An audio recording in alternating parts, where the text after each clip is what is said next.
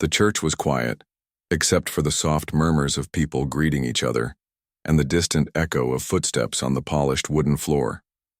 Sunlight streamed through the stained glass windows, painting the walls with streaks of color.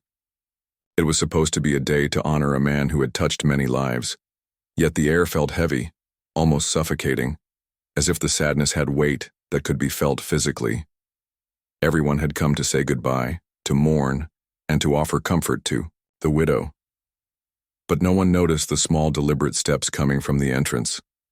She moved carefully, her white cane tapping lightly on the floor to guide her. She could not see the faces around her, the tear-streaked cheeks, or the nervous, hands clutching tissues. She could only hear the soft whispering, the hushed sobs, and the faint creaking of chairs.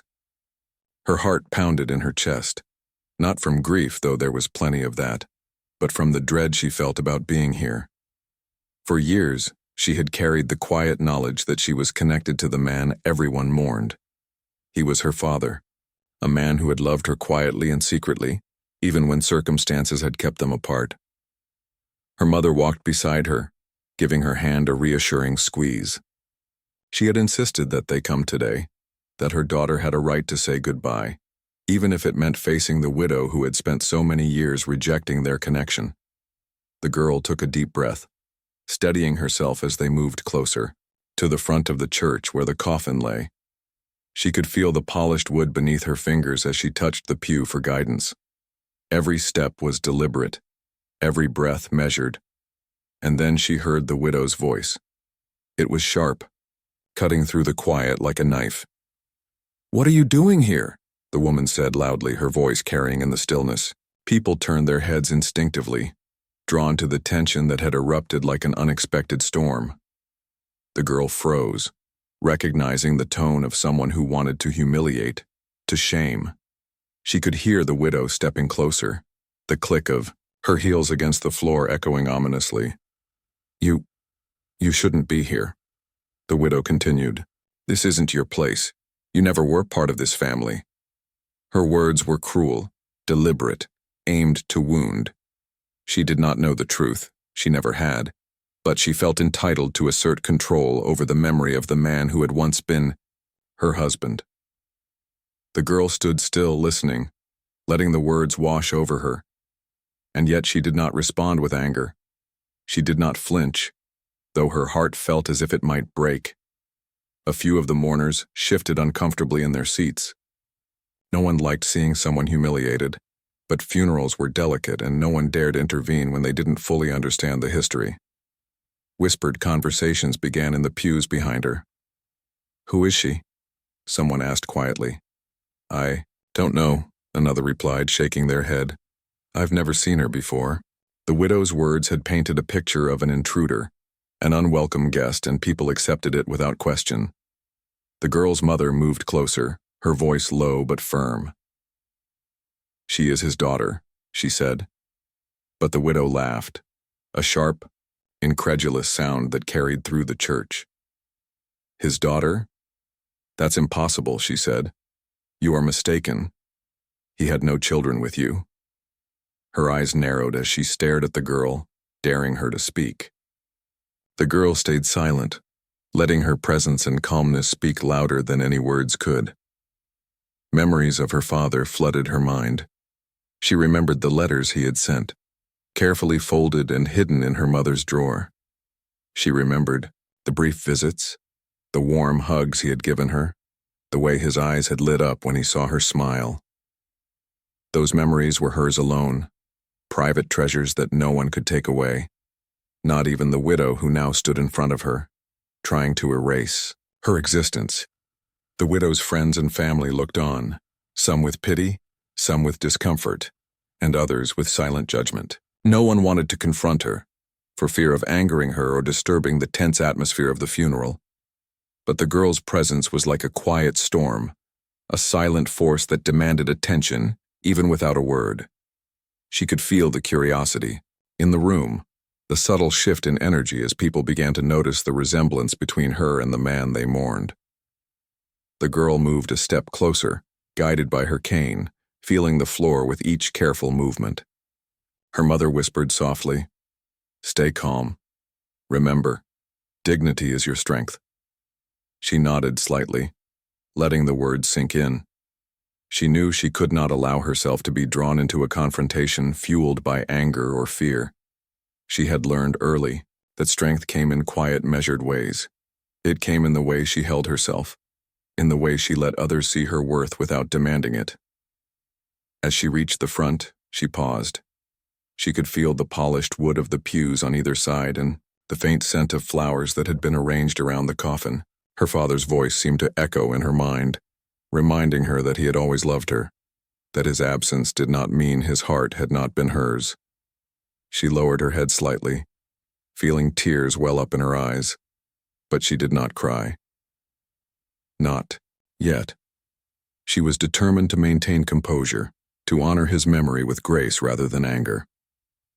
The widow, sensing that her power over the situation was not absolute, raised her voice again. "Leave now," she shouted. "This is not your place. You have no claim here."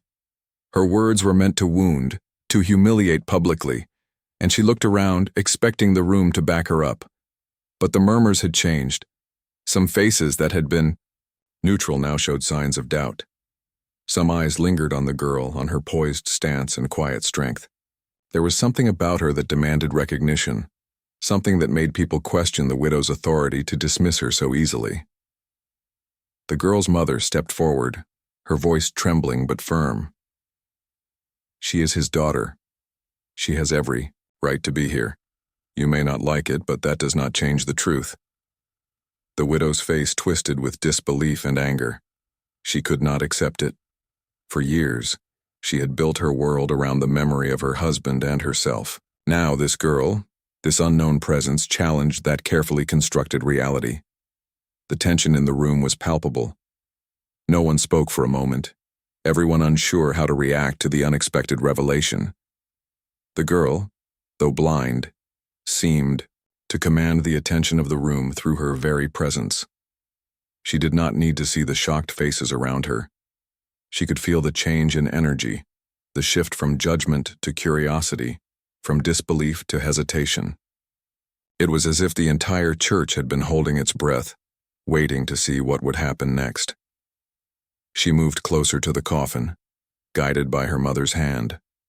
Her fingers brushed lightly against the polished wood, feeling the grain and the subtle carvings.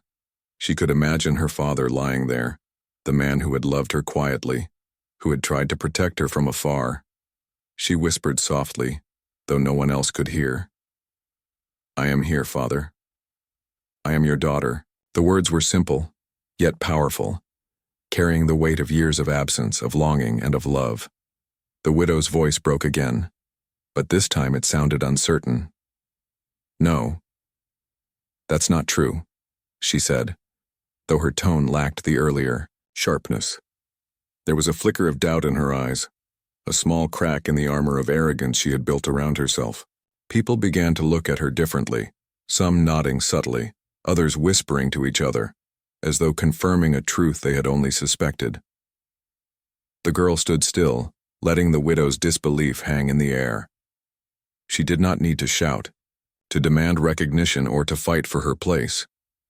Her very presence, calm and dignified, spoke louder than words ever could. She was here, she existed, and nothing could erase that. As the church continued to fill with quiet murmurs and shifting glances, the girl felt a strange mix of emotions. Grief for the father she had lost, anger at the cruelty she faced, but also a growing sense of empowerment. She had faced humiliation and doubt, yet she had not faltered. She had come to honor her father, and she had done so with grace. Her mother whispered once more, "You are strong, my daughter. Always remember that." The girl nodded slightly, feeling the weight of those words settle into her heart.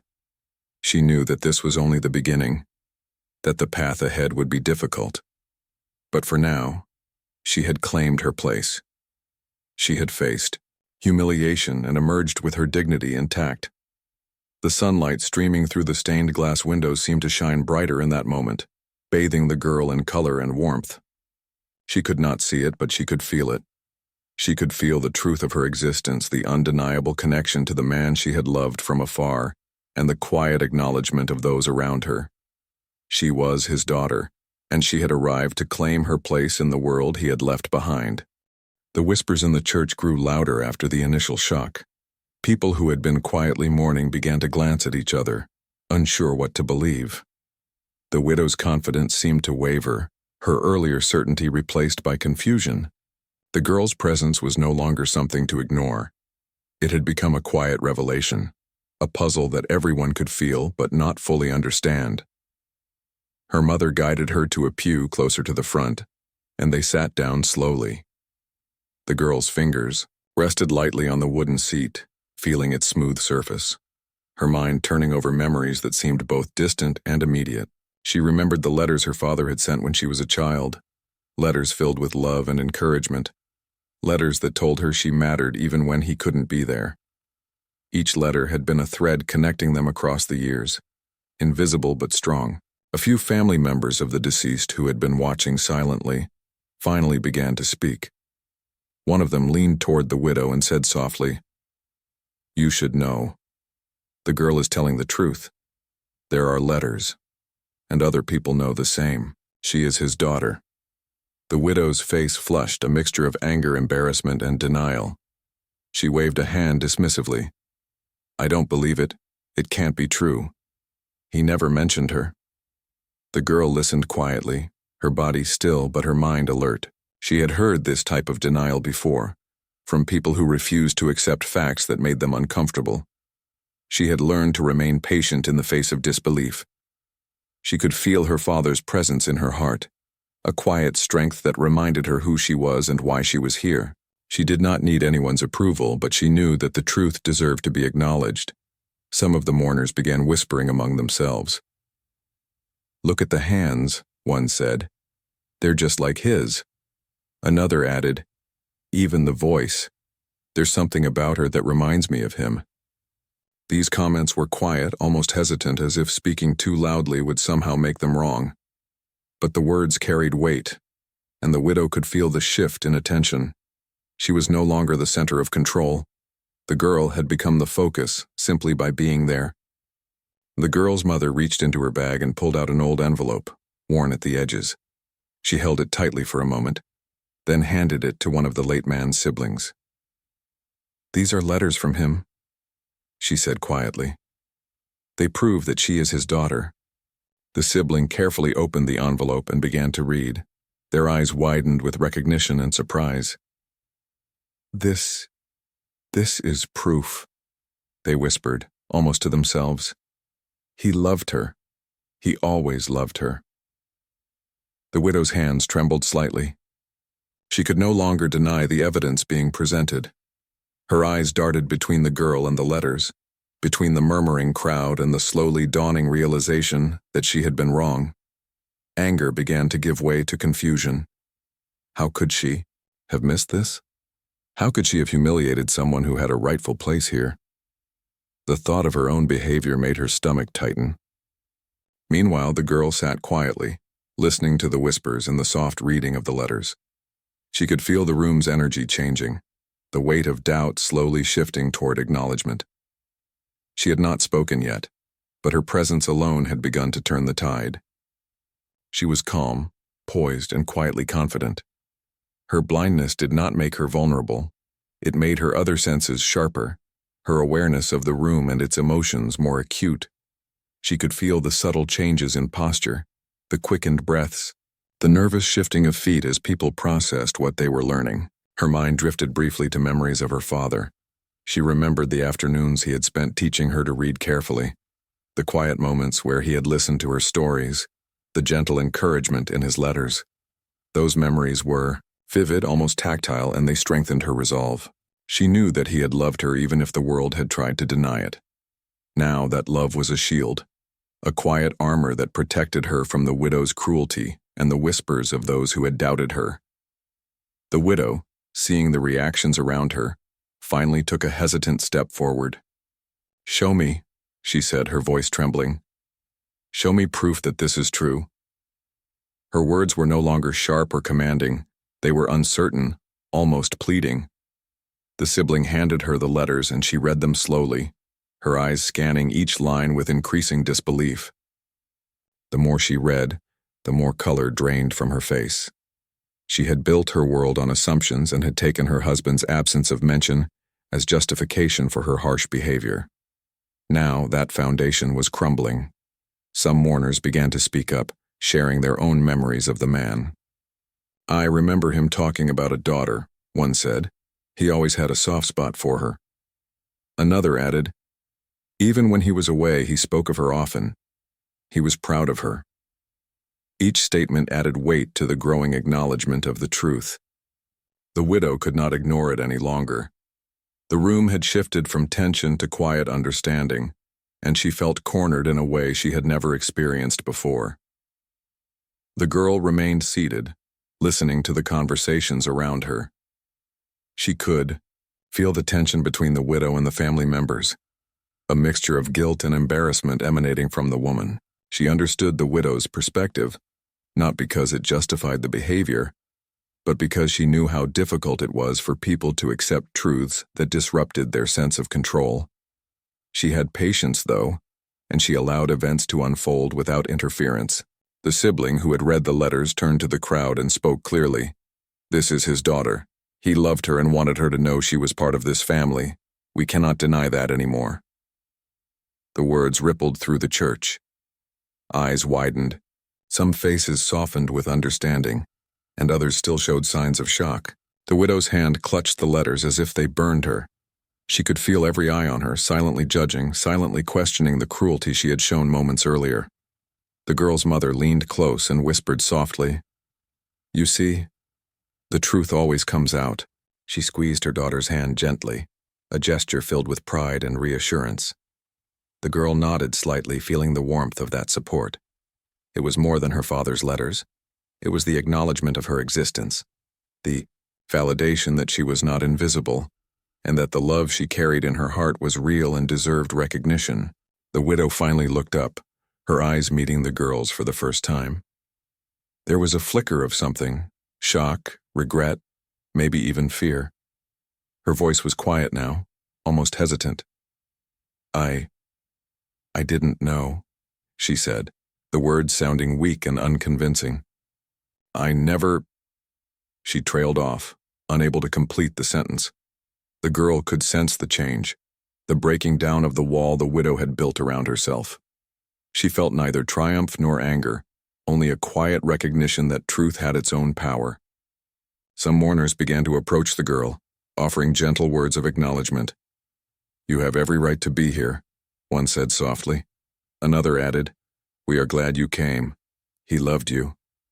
These simple statements carried enormous weight. They were not loud or dramatic, but they affirmed the girl's place in a world that had tried to deny her. She could feel the connection, the validation, and it filled her with a quiet strength. The widow turned away slightly, her face pale and her hands trembling. She could no longer dominate the room or command attention as she had moments earlier. The energy had shifted, and the girl's quiet dignity had become the center of focus. People were beginning to see the truth for what it was, not for what the widow wanted them to believe. The girl remained seated, allowing the moment to unfold naturally. She did not rush the widow or the family members who were acknowledging her. She knew patience was her ally. She could feel the warmth of support from those who recognized the truth, and she let it settle into her heart. This was more than vindication. It was a quiet affirmation that her father's love had always been real, always been hers, even when circumstances had tried to deny it. As the minutes passed, the room's atmosphere continued to shift. What had begun as humiliation and denial transformed slowly into recognition and understanding. People were speaking in low, respectful tones, offering gentle nods to one another and acknowledging the girl's rightful place. She could feel the subtle change in energy, the shift from tension to quiet respect. Her mother whispered once more, "You are not invisible. You are here, and they see you now." The girl's fingers tightened around her mother's hand in silent acknowledgement. She felt a mixture of relief and quiet pride. The journey had only begun, and there would be more challenges ahead. But for now, she had claimed her place. She had faced doubt, humiliation, and denial, and had emerged with her dignity intact. The sunlight streaming through the stained glass continued to color the room, casting a gentle glow over the girl and those who had begun to accept the truth. She could not see it, but she could feel it, the warmth, the acknowledgement, and the quiet power of truth revealed. For the first time that day, she felt at peace. She was here, she was recognized, and she was not alone. The church had become a place of hushed murmurs, where the weight of truth began to settle like dust in sunlight. The girl remained seated, her hands lightly resting on her cane, listening as people around her began to piece together what had long been hidden. She could feel the tension in the air, the widow's confusion, the whispers of the crowd, and the quiet support of those who had begun to see the truth. Every sound, every movement carried a story, and she absorbed it all with the patience that had been her shield for so long. The widow, her earlier confidence now replaced by uncertainty, stepped back from the letters that proved the girl's claim. Her hands trembled slightly and her eyes darted around the room as though searching for someone to help her escape the shame of being wrong.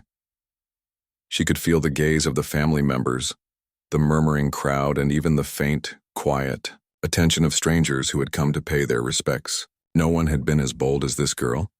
No one had faced her like this, and it unsettled the widow in ways she had never experienced. The girl's mother whispered, gently encouraging her, "It's time to speak. Let them hear you." The girl took a deep breath. Her voice, soft but firm, filled the quiet space between the pews.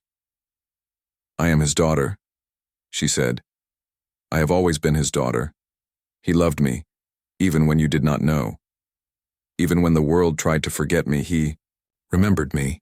Her words were simple, but they carried the weight of years of absence, longing, and love.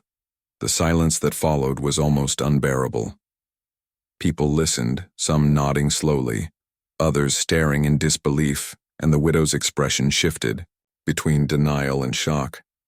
Some of the family members leaned closer, their eyes softening as they began to recall memories that matched what the girl said. "I remember him talking about her," one whispered. "He always spoke of wanting her to know she was loved." Another added, "He kept letters hidden for her, even after he thought no one would care." These statements added layers of authenticity to the girl's words, and the room began to accept the reality they had once ignored. The widow's face turned pale, and she stepped closer, her voice trembling. I never knew. I had no idea." Her denial seemed almost desperate now, as if clinging to the past could undo the truth. She looked at the girl, searching for signs of deceit, for a reason to reject this reality. But the girl's calm, poised presence and the soft authority in her voice left no room for doubt. She was here, she was real, and she had the evidence to prove it. The girl rose slowly, carefully feeling the floor with her cane. She could hear the subtle shift in the crowd, the quiet acknowledgement of her courage, and the delicate change in energy that followed every step she took. "I am not here to fight," she said, addressing the widow directly. "I am here because I deserve to know my father, to honor him, and to be recognized as his daughter. Your opinion cannot change that truth." Her words were calm, but they carried the strength of someone who had faced rejection and humiliation countless times before. The widow faltered, struggling to respond. She opened her mouth to speak, but closed it again, unable to form words that could match the reality unfolding before her. The letters, the whispers, the girl's calm assertion, all combined to strip away the illusion of control she had held over the memory of her late husband. For the first time, she was confronted with something she could not dismiss, ignore, or manipulate. People in the pews shifted uncomfortably, sensing the tension and the drama of the confrontation. Some whispered quietly, exchanging their own memories of the man and confirming what the girl had said. Others simply watched in silence, recognizing the courage it took for someone to claim their rightful place in the face of cruelty and denial. The girl could feel their attention, not as a burden, but as a quiet support, an acknowledgement that she was not alone in this moment. Her mother stepped forward, handing over more letters and notes her father had left. "These are all his words," she said. "Every one of them proves his love and his connection to her. You cannot deny it." The widow's hands trembled as she reached for the letters, her face a mixture of disbelief and shame. She read each line slowly, each word sinking into her consciousness and making it impossible to maintain the false authority she had once wielded so confidently.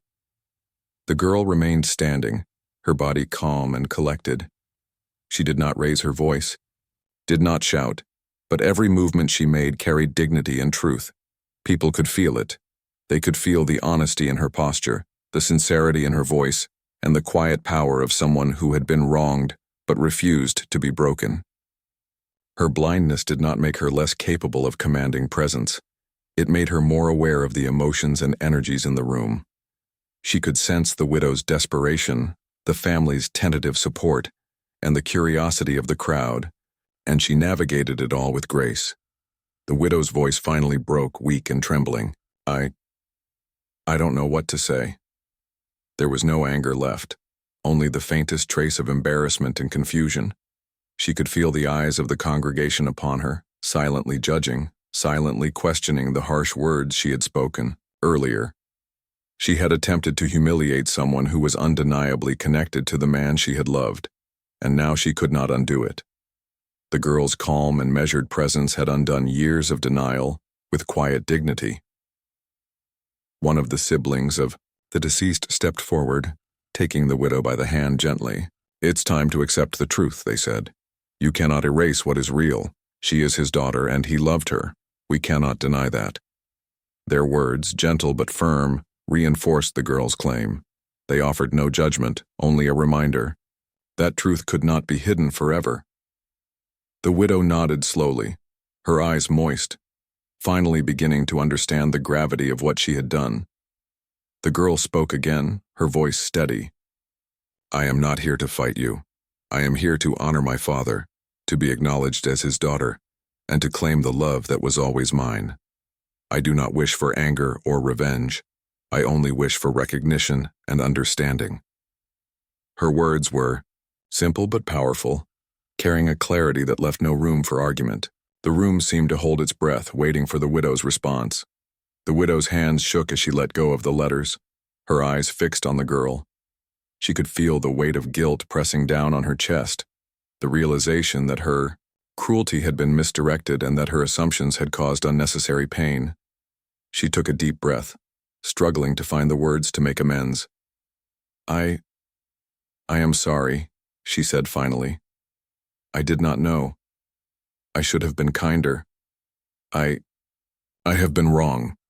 Her voice was quiet, hesitant but sincere. The room softened slightly at her admission, sensing the genuine remorse in her tone. Some of the family members moved closer to the girl, offering gentle words of support. "You have every right to be here," one said softly. "We are proud of you for coming forward." Another added, "Your father loved you more than you know, and now we can honor that love together." These words filled the girl with quiet pride and a deep sense of relief. She had faced humiliation, disbelief, and denial, and yet she had maintained her dignity. Now she was recognized, acknowledged, and supported. The widow looked at the girl again, her expression softening further. She could see the strength in the girl's posture, the calm determination in her voice, and the quiet power of her presence. She had tried to humiliate her, to assert control over a memory that was not hers to command, and she had failed. The girl had turned what could have been a moment of shame into a demonstration of resilience, courage, and grace. The girl's mother whispered once more, placing a hand on her daughter's shoulder. "You have done well," she said softly. "You have faced the truth and you have shown strength. That is more than many could do." The girl nodded slightly, feeling the warmth and reassurance of those words. She had come here seeking acknowledgement, and she had found it. She had faced cruelty and denial and had emerged with her dignity intact. As the minutes passed, the room's energy shifted further. The tension that had once dominated the space gave way to quiet understanding. People began to speak in low tones, sharing memories of the deceased and affirming the girl's connection to him. The widow remained in the front, silent now, her earlier anger replaced by reflection and regret. She could see the truth, and she could no longer deny it. The girl had claimed her place, not through confrontation, but through calm, unwavering truth. The sunlight streaming through the stained glass windows seemed to shine brighter now, bathing the girl and those around her in a warm, gentle glow. Though she could not see it, she could feel it. The acknowledgement of her existence, the recognition of her connection to her father, and the quiet support of those who now accepted her as part of the family. For the first time that day, she felt fully seen. She took a deep breath, feeling the strength that had carried her through years of uncertainty and separation. She had faced humiliation, disbelief, and denial, yet she had emerged not broken, but empowered. The widow had finally acknowledged the truth, and others had begun to see it as well. She was not invisible, and she would no longer allow anyone to make her feel otherwise. The church, once tense and heavy with confusion, now carried a different energy. The whispers that had spread like a gentle breeze were no longer full of disbelief, but of realization. People began to understand what had been hidden for so long. The girl, sitting quietly yet confidently, felt the subtle shift. She could sense the acknowledgement from those around her, the quiet nods of recognition, and the softening expressions that spoke volumes more than words ever could. Her presence had done what years of letters and stories had not managed. It had forced everyone to face the undeniable truth. The widow stood at the front, her earlier arrogance replaced with a fragile vulnerability. The reality of the situation weighed heavily on her shoulders. She could no longer deny that this girl, blind and composed, was the daughter of the man she had loved. She could feel the embarrassment of the humiliation she had inflicted, not just on the girl but on herself. Her face, pale and tense, told the story she could not yet put into words. She had tried to control the narrative, to erase a connection she did not understand. And now the weight of truth pressed down on her. Family members of the deceased began to speak softly to one another, recalling memories that validated the girl's claim. "I remember him talking about her when no one else was around," one whispered. "He always worried about her even when he couldn't be there." Another added, "He saved every letter, every drawing, every small token he could send to her. He loved her more than anyone knew." Each recollection added weight to the girl's presence, reinforcing the undeniable truth. She listened, letting the memories wash over her, feeling a quiet connection to her father through those who remembered him as he truly was. The widow, unable to avert her gaze, felt a rising panic. The crowd's subtle acknowledgement of the girl's rightful place made her feel exposed, vulnerable and small. For years, she had believed she had maintained control over her late husband's memory, but now that illusion had crumbled. She looked at the girl and noticed the calm strength in her posture, the steady voice that had already spoken with dignity and authority. This girl, whom she had tried to humiliate, now radiated a quiet power that demanded recognition. A soft, collective murmur moved through the room. Some people shook their heads slightly, as if to reconcile what they had thought with what they now saw. Others exchanged glances, their eyes reflecting the slow realization that the girl had been telling the truth all along. She had not come to cause drama or to seek revenge. She had come to claim what was always hers, her connection to her father, the acknowledgement of his love, and the right to be recognized as his child. The widow's voice, trembling and unsteady, finally broke the silence. I cannot deny it anymore," she admitted quietly. The words sounded small, almost fragile, but they carried the weight of surrender. For the first time, she looked directly at the girl and saw not an intruder or a stranger, but the daughter of the man she had loved. She saw the resemblance in subtle ways, the way her hands moved, the gentle posture, the quiet dignity, and the realization made her heart ache with regret. The girl rose slowly, her cane tapping lightly on the wooden floor as she moved toward the widow. She did not approach with anger or accusation, only with quiet determination. "I am not here to hurt you," she said softly, yet firmly. "I am here because I deserve to know my father, to be recognized and to honor him. That is all I seek." Her voice carried through the church, clear and steady, and it left a silence in its wake. The room seemed to hold its breath, waiting to see how the widow would respond to words that were both simple and undeniable. The widow's eyes filled with tears, and for a moment, she could not speak. Her mind raced, thinking of all the years she had denied this girl's existence, all the harsh words she had thrown and all the moments of cruelty she had inflicted without knowing the truth. Now she realized the depth of her mistakes. The weight of guilt pressed on her chest, heavy and unavoidable as she faced the reality of the harm she had caused. One of the deceased's siblings stepped forward and placed a hand gently on the widow's shoulder. "It's time to accept the truth," they said softly. "You cannot undo the past, but you can acknowledge what is real. She is his daughter, and he loved her. That cannot be denied." The widow nodded slowly, her tears flowing freely now. She had no words, only the silent recognition of her own wrongs. The room seemed to hold a collective breath as everyone waited for her to take the next step. The girl took another step forward, stopping just a few feet away from the widow. She could feel the trembling energy in the woman's body, the uncertainty, and the vulnerability that had replaced the earlier arrogance. "I forgive you," the girl said softly, surprising even herself with the words. "Not because it is easy, but because I am here to honor my father, not to dwell on anger. I want recognition, and now I have it. That is enough for me."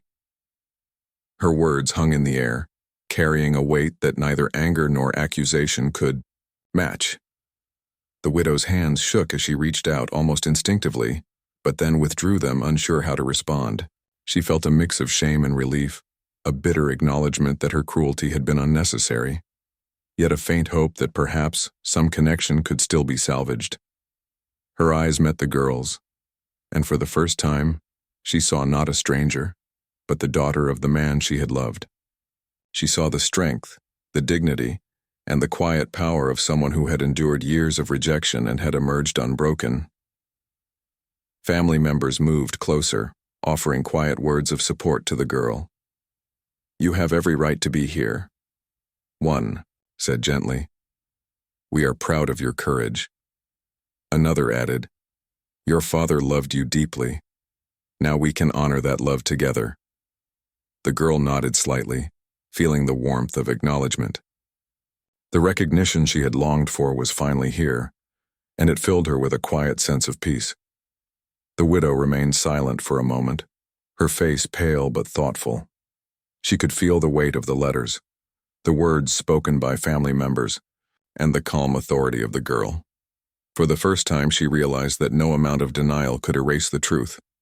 She had attempted to control the narrative, but the reality of the girl's existence was undeniable. She had been wrong, and the truth now demanded acknowledgement. The girl's mother moved closer, offering a gentle smile. "You have been brave," she whispered to her daughter. "You faced humiliation, disbelief, and cruelty, and you stood strong. That is more than many could do." The girl felt a warmth in her chest, a quiet pride that grew with each passing moment. She had come seeking recognition, and she had found it. She had faced adversity and emerged with dignity intact. The widow finally spoke again, her voice quieter, more reflective. "I am sorry," she said, tears streaming down her face. "I did not know. I should have been kinder. I should have accepted the truth sooner. I have been wrong." Her words were simple, but they carried the weight of genuine remorse. The room seemed to soften around her, sensing the sincerity in her tone and the recognition of her mistakes. The girl nodded slightly, feeling a quiet sense of closure begin to form. She did not need a full apology to feel validated. The acknowledgement, the recognition, and the quiet acceptance of the truth were enough. She had claimed her place, not through confrontation, or anger, but through calm, unwavering strength. The widow had finally seen her, recognized her, and begun to understand the reality she had once tried to deny. People in the church began to speak in gentle tones, sharing memories and affirmations of the girl's connection to her father. The energy shifted from tension to quiet understanding, as the acknowledgement of truth spread like a gentle wave through the room. The girl could feel it, a quiet reassurance that she was no longer invisible, that she was recognized, and that her father's love had been acknowledged. Sunlight streamed through the stained glass windows, casting soft colors across the pews and floor. The girl could not see it, but she could feel the warmth and the quiet affirmation in the room. She had come seeking acknowledgement, and she had found it. She had faced humiliation, disbelief, and denial.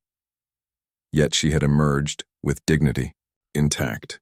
The widow had admitted her mistakes, the family had validated her claim, and the room had shifted to recognize her as she truly was, the daughter of the man who had loved her deeply. The girl took a deep breath, feeling a calm strength settle in her chest. She had faced the past and stood firm.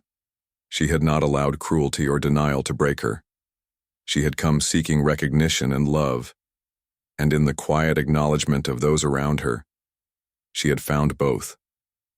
The widow, still trembling, watched in silence, finally beginning to understand the depth of her errors and the quiet power of truth. The church had grown quieter now, not with tension, but with a gentle understanding that seemed to settle like sunlight across the room.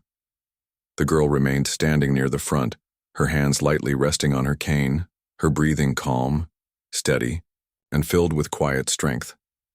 Around her, family members and friends began to move closer, offering soft words of acknowledgement, small gestures of acceptance, and gentle nods that carried more meaning than any speech could. The widow sat down, slowly, her shoulders slumped, her hands folded tightly in her lap. The letters, once proof that could be ignored, now felt like a heavy weight pressing on her chest. She could no longer pretend ignorance, no longer escape the truth that the girl before her was, in fact, the daughter of the man she had loved. Her own arrogance and cruelty had crumbled under the quiet dignity of someone who had faced years of rejection with patience and resilience. She felt exposed, small, and yet, strangely, relieved. The truth had been undeniable, and she could no longer fight it. Family members of the deceased began to share quiet memories, their voices soft but full of warmth. "He always talked about her," one whispered, glancing toward the girl. "Even when we didn't know she was nearby, he kept her in his heart," another added. "Every letter, every small token he sent, every word he wrote, it was all meant to keep her close, even when he couldn't be there." The girl listened, letting the memories wash over her like a gentle river. She felt her father's presence in the room, not as a shadow of absence, but as a living memory carried by the people who had loved him too. The widow finally spoke, her voice soft, almost trembling. I cannot change the past," she admitted. "I did not know. I should have been kinder. I should have accepted the truth sooner. I am sorry." Her words were simple, but they carried a depth of genuine remorse. She looked at the girl, her eyes moist, searching for some sign of forgiveness, some acknowledgement that what she had done could somehow be repaired. The girl met her gaze, feeling the sincerity in the words, and for the first time she allowed herself to release some of the tension she had carried for years. The girl's mother stepped forward, offering a gentle smile. "You have been brave," she whispered to her daughter. "You have faced humiliation, disbelief, and cruelty, and yet you stand strong. That is more than many could do." The girl felt a warmth in her chest, a quiet pride that settled alongside the relief of finally being recognized. She had come seeking acknowledgement, and she had found it, not through anger or confrontation, but through the quiet power of truth. The widow reached out tentatively, her hand shaking as she hovered near the girl. Can we start over?" she asked, her voice barely above a whisper. The words were hesitant, filled with uncertainty but also with hope. The girl nodded slightly, a small, understanding smile crossing her face. She extended her hand, and after a moment of hesitation, the widow took it. It was a simple gesture, yet it carried more meaning than any speech could convey. The beginning of reconciliation, the acknowledgement of past mistakes, and the quiet promise of moving forward. The family began to gather around, creating a small circle of warmth and support. One of the deceased siblings spoke softly. "She has always been part of this family. We can honor her place now, and honor his love for her." Others nodded in agreement, their eyes filled with quiet understanding and respect. The girl could feel the acceptance surrounding her, the gentle recognition of her rightful place and the reassurance that she was no longer invisible. She stepped closer to the widow, her voice calm and measured. "I forgive you," she said softly. "Not because it is easy, but because I want to honor my father, not dwell on anger. I want recognition, and now I have it. That is enough for me." Her words hung in the air, gentle yet powerful, and they seemed to carry the weight of all the years she had endured. The widow's eyes filled with tears again, this time not from anger or shame, but from relief and understanding. The energy in the church shifted completely. What had once been a space filled with tension and discomfort now felt warm, human, and full of quiet hope. People began to speak in gentle tones, sharing memories, offering kind words, and acknowledging the girl's presence as a rightful part of the family. Even strangers who had come to pay respects seemed to sense the profound moment unfolding before them. The girl's mother placed a hand on her shoulder, squeezing it gently. "This is your moment," she said softly. "You have claimed your place, and now the world can no longer ignore it." The girl nodded, feeling a quiet strength settle deep in her chest. She had faced humiliation, disbelief, and denial, yet she had emerged not broken, but empowered. Her father's love had been acknowledged, and her own dignity had been preserved. The widow, now sitting quietly, reached for the girl's hand again. "I want to understand," she said softly. "I want to know her. I want to honor him the way he would have wanted." The girl's smile was gentle but firm, a reflection of the calm strength she had carried all day. "Then we can begin," she said. "We can honor him together and move forward with the truth as our guide." Family members began to gather more closely, offering words of encouragement and support. One whispered, "She has always been part of us. We are glad she is here." Another added, "We will honor her place, and we will honor his love." The girl felt a wave of emotion wash over her, a mixture of relief, pride, and quiet happiness. She had faced adversity, and now she was being embraced by the very people who had once doubted her. The sunlight streaming through the stained glass windows cast soft, colorful patterns across the floor. Though the girl could not see them, she felt their warmth and the gentle acknowledgement of those around her. The room was no longer heavy with tension or shame, but filled with quiet understanding and acceptance.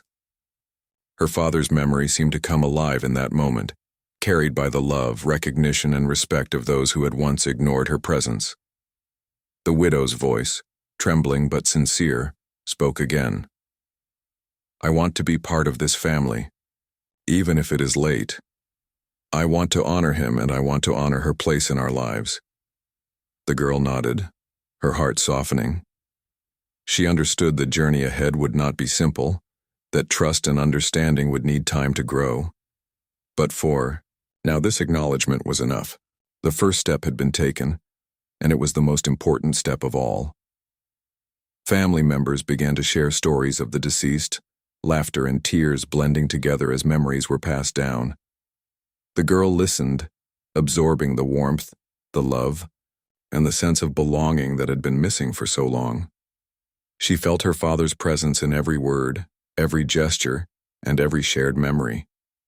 For the first time in years, she felt fully connected, fully seen, and fully acknowledged. The widow, sitting quietly, reached out once more, this time not with hesitation, but with intent. She placed her hand gently over the girl's, a silent, gesture of reconciliation and acceptance. Tears streamed down her face, not from anger, but from the realization that the truth could no longer be denied, and that the girl had claimed her place not through conflict, but through quiet strength. The girl smiled, feeling a sense of peace settle deep within her. She had come seeking recognition, and she had received it. She had faced humiliation, doubt, and denial, and emerged with her dignity intact.